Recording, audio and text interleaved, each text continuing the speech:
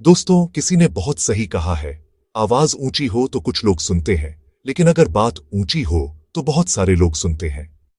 नमस्कार दोस्तों, आपका दिल से स्वागत है माइंडफुल जर्नी यूट्यूब चैनल पर।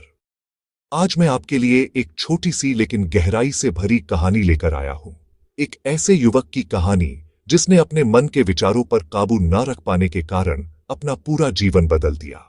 एक 24 साल का लड़का था जो एक सेठ के यहाँ नौकरी करता था। उसके माता पिता अब इस दुनिया में नहीं थे।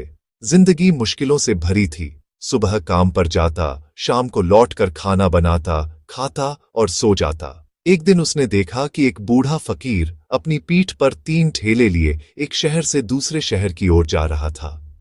फकीर बहुत थका हुआ था और कुछ दूर चलने के बाद वह एक पेड़ के नीचे बैठ गया। उसी वक्त वह युवक उसी रास्ते से गुजर रहा था। फकीर ने उसे आवाज दी, बेटा, क्या तुम मेरी थोड़ी मदद कर सकते हो? ये ठेला बहुत भारी है, मैं बूढ़ा हो चुका हूं। अगर तुम मेरी एक गठरी दूसरे गांव तक पहुंचा दो तो मैं तुम्हें 3 स्वर्ण मुद्राएं दूंगा। बाबा, आप क्यों शर्मिंदा करते हैं? मैं आपकी मदद करने को तैयार हूं।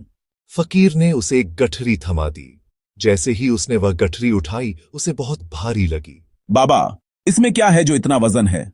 इसमें तांबे के कुछ सिक्के हैं बेटा। लड़के ने मन ही मन सोचा, लगता है यह बाबा कोई व्यापारी है, तभी तो इतने सिक्के लेकर जा रहे हैं।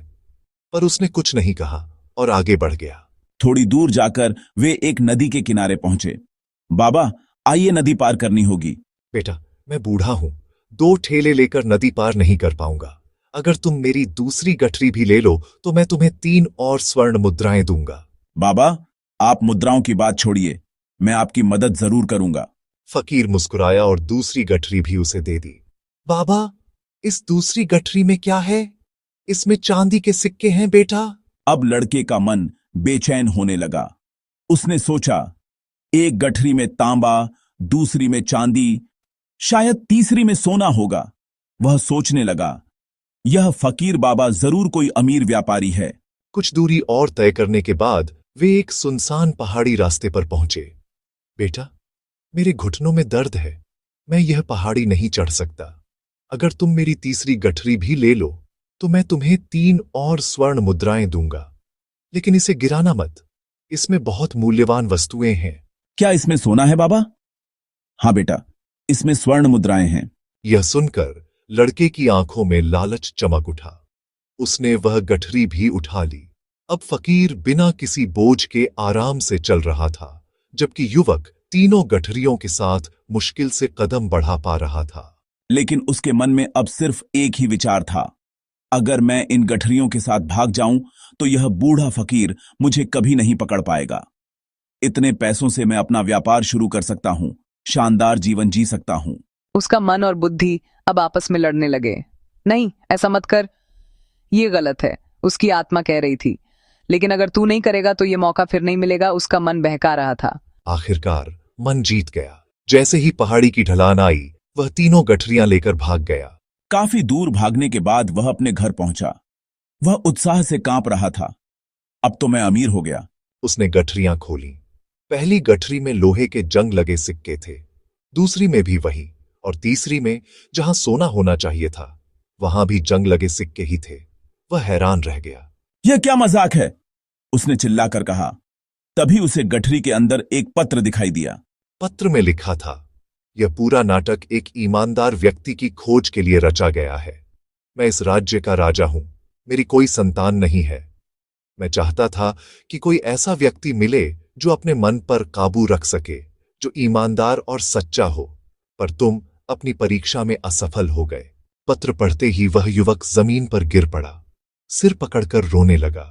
अब उसे समझ आया कि अगर वह अपने मन पर नियंत्रण रख पाता तो आज वह राजा बन सकता था। दोस्तों, महात्मा बुद्ध कहते हैं, मन ही सब कुछ है। आप जो सोचते हैं वही बनते हैं। आपका सबसे बड़ा दुश्मन कोई और नहीं, आपका अनियंत्रित मन है। विचार ही शब्द बनते हैं, शब्द कर्म बनते हैं, कर्म व्यवहार बनता है, और व्यवहार चरित्र में बदल जाता है। फिर यही चरित्र आपके भाग्य का निर्माण करता है।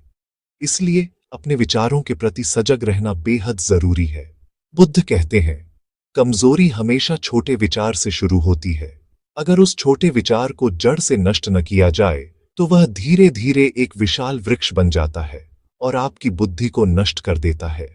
आपने इस कहानी में देखा कैसे उस लड़के का मन उसकी बुद्धि पर हावी हो गया और उसने सब कुछ खो दिया।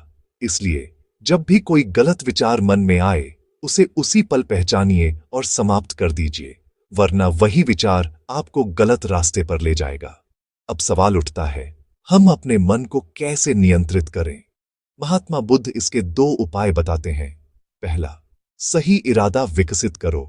किसी भी काम को करने से पहले खुद से पूछो, क्या मैं दूसरों को दुख पहुंचाने जा रहा हूं या खुद को बेहतर बनाने? जब आप इरादों के प्रति सचेत होंगे, आपके विचार स्वतः शुद्ध होने लगेंगे। दूसरा, मन के प्रति सजगता विकसित करो। अपने भीतर चल रहे विचारों को बस देखते रहो, उन पर प्रतिक्रिया मत दो। धीरे धीरे वे विचार शांत होने लगेंगे और मन खाली और शांत हो जाएगा। बुद्ध कहते हैं, जो स्वयं को देखता है वही सबसे बड़ा तपस्वी है। अर्थात जो अपने विचारों को बिना प्रतिक्रिया दिए केवल देखता है वही मन पर नियंत्रण पा सकता है और वही सच्चे अर्थों में सुखी जीवन जी सकता है। तो दोस्तों, अगर आप भी अपने जीवन में सुख, शांति और सफलता चाहते हैं तो अपने मन के विचारों पर नियंत्रण पाना सीखिए। याद रखिए, मन को जीत लिया तो जीवन को जीत लिया। अगर आपको यह कहानी अच्छी लगी हो तो वीडियो को लाइक करें, दोस्तों के साथ शेयर करें और माइंडफुल जर्नी चैनल को सब्सक्राइब करना न भूलें। मिलते हैं अगली वीडियो में, तब तक के लिए अपना ख्याल रखें। धन्यवाद।